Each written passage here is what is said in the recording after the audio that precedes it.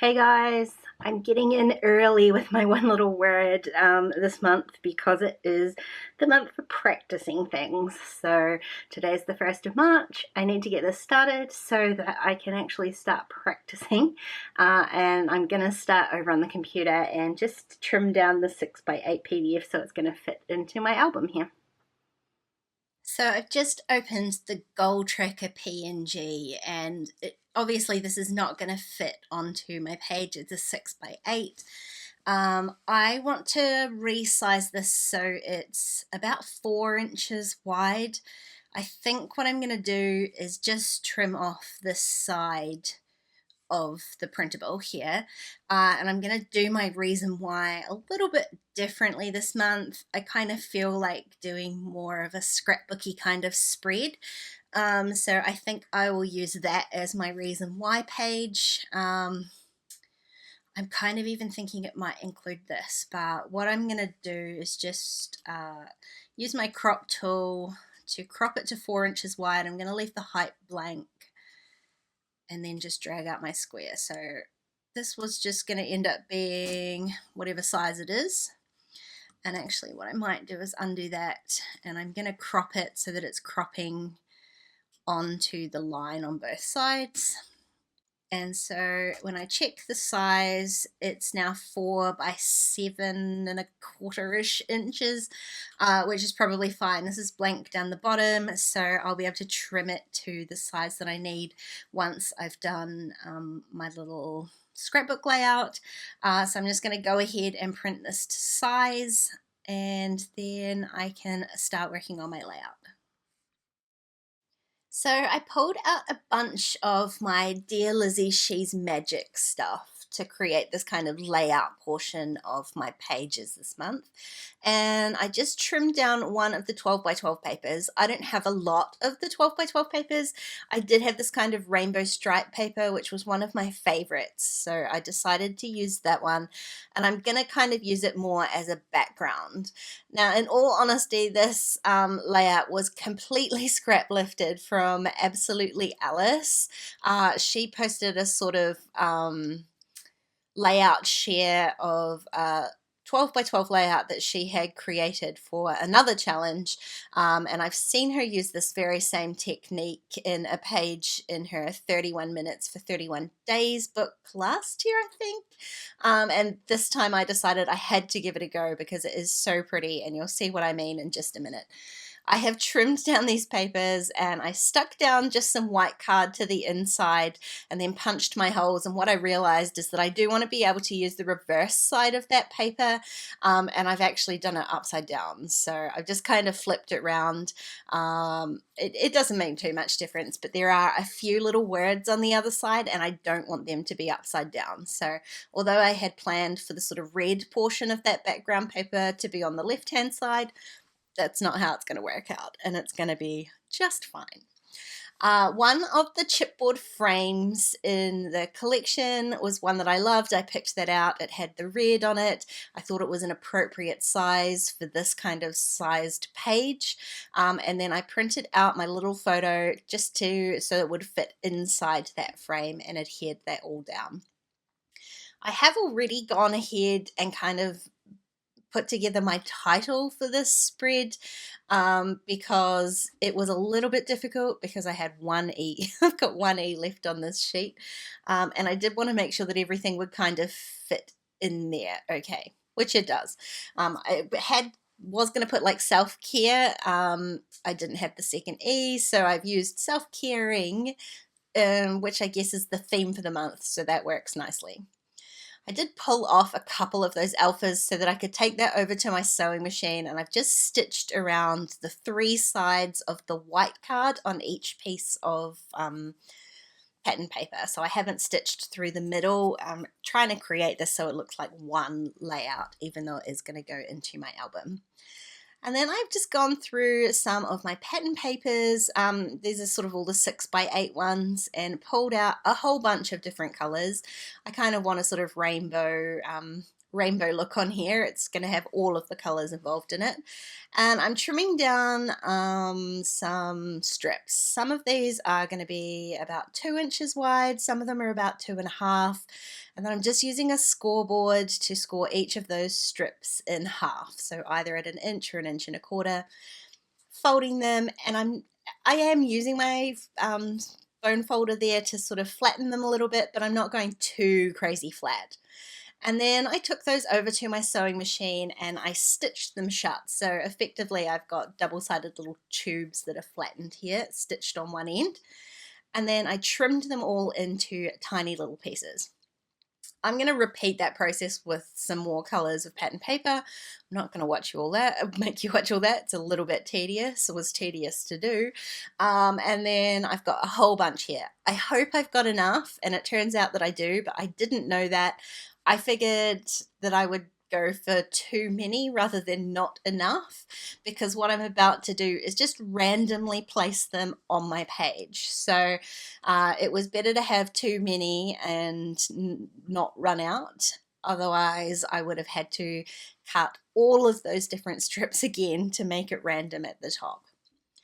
Now, as far as adhering these, I'm using some red tape just to make sure that they are super secure on here. This isn't going into a page protector of any kind, so I want to make sure that these are stuck down for good.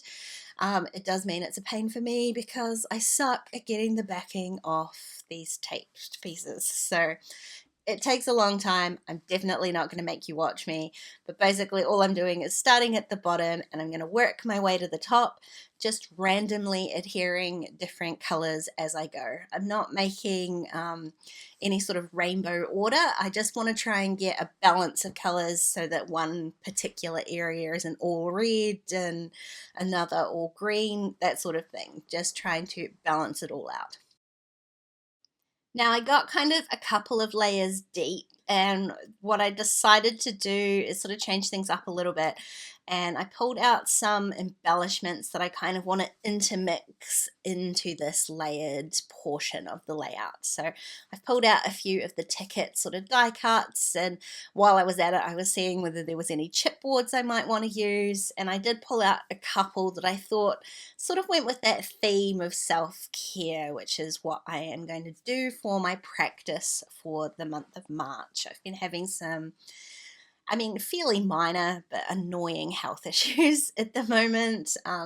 Well, for most of this year really, and so it's time to actually take the time and effort to remedy those. So self-care, I guess, for me is often a little bit sort of surface level, you know, face masks, painting my nails, new magazine, that sort of thing. And I think for this month, self-care needs to mean a little bit more, doing the things that I should be doing, that I know I should be doing, that I don't necessarily make the time and space for. So that's what this month is going to be all about, prioritizing those things that I know that I should be doing. So you can see here, it did take me a considerable amount of time to work my way up this page and get everything sort of stuck down. Now I'm closer to the top. I'm just going to be a little bit more considerate of what's going to stick out at the top. So I've added a ticket up there to the top there, and it's going to give a base for some of these little layers to sit on, because I don't necessarily just want a line of things at the top. I am going to make sure I end just maybe 1/4 inch from the top of the paper, sort of the same spacing that I've got down the bottom. And again, I don't want everything to be all even, so I am doing a tiny bit more planning at the top here just to make sure that everything's going to be covered up in an appropriate way. And I do need to add a little second ticket in there before I can go ahead and finish this portion of my layout. So now that I've finally got all of these kind of ruffle pieces stuck down and put on, I can go ahead with finishing up this layout. And the way I want to do that is to add a little bit of journaling, because I didn't really put a lot of my reason why on the digital portion of this this month's prompt. So I have typed out my sort of reason why and what I plan to do just onto a piece of vellum. I've adhered that under the framed piece, and then I'm going to adhere the frame down, and that's sort of going to adhere my vellum down. So it is still loose at the bottom, but it is actually stuck onto the page. The last thing I want to do on here is create 3 sort of visual points of interest, which is mildly difficult considering I have such a huge element over there on the left, but I'm actually not really considering that as a focal point. So one of the things I've got in here is a little chipboard camera. I am going to balance that on top of those alphas, so I did need to add a tiny bit of foam under there just to make sure it was level on top of the frame in my photo. I'm going to create a bigger sort of cluster over on the left hand side of the page. I did shift that teacup die cut that I had already placed onto the right, and instead I'm just going to add one tiny little sticker down to the bottom here. So I pulled off one of the bird stickers, which I really liked. I decided to use that on all 3 of those clusters, so I added one to the top as well, and I'm going to add one to my teacup as well. Again, with the teacup, because that ruffly piece is quite thick, I'm adding just a little bit of foam to one side of it to make sure that it's nicely balanced and won't sort of pop off in the album here. And then I'm going to have to do the same thing to this little bird sticker. I'm adding a little bit of foam, working out where I need it to go to make sure that that gets stuck down on top of the teacup and on top of the ruffles. I also really loved this little love chipboard, so I'm going to layer that in there as well under some of the ruffles. But again, the chipboards, I mean, it's probably fine if you're sticking it onto, you know, just a regular flat piece of cardstock, but I've got a lot of texture going on there, so I did add some of that red tape as well. And then I'm just filling in a little bit more of my clusters with some little heart stickers and just auditioning different pieces. I used one of the chipboard hearts and a couple from the sticker sheet, and I think I tried to add some of these little enamel pieces, and I think I only end up using one just to give a bit more weight to the top here, because that yellow bird does get lost on the yellow stripe there a little bit. That's basically it. That's my layout done. When I am going to put this in my album, obviously I want my digital piece on here as well, which was my plan. That's why I wanted to be able to see both sides of this pattern paper. So I flipped over my left hand piece of my spread, and I'm just going to glue on the piece that I printed out. So I printed it out just on some of the same textured cardstock that I have already used on the spread, and then I ran that through my typewriter. Now I know I could have done that before I printed it, but I really love the kind of texture and the messiness that you get from using just my vintage typewriter. I do have a typecast ribbon in there, so that's how I get the pink typing, but you could very easily have achieved that using Photoshop. You could have just put the journaling in there at the same time. So again, because I don't want this to be kind of too digital, I'm going to add a sort of title on here, which is just going to be the word practice, and I'm digging back into my stash and using some super old thickers to do that. I just wanted to make sure that they were actually going to fit along the top of my printed piece, so I'm adding them onto my ruler guide first. Always find these foam alphas like a little bit flexible, I guess, when using them like this, so it does take me a little bit just to finesse them into some sort of straight line. And then I do feel like I've got just a bit of blank space down the bottom here, so I am going to add another one of those chipboard stickers.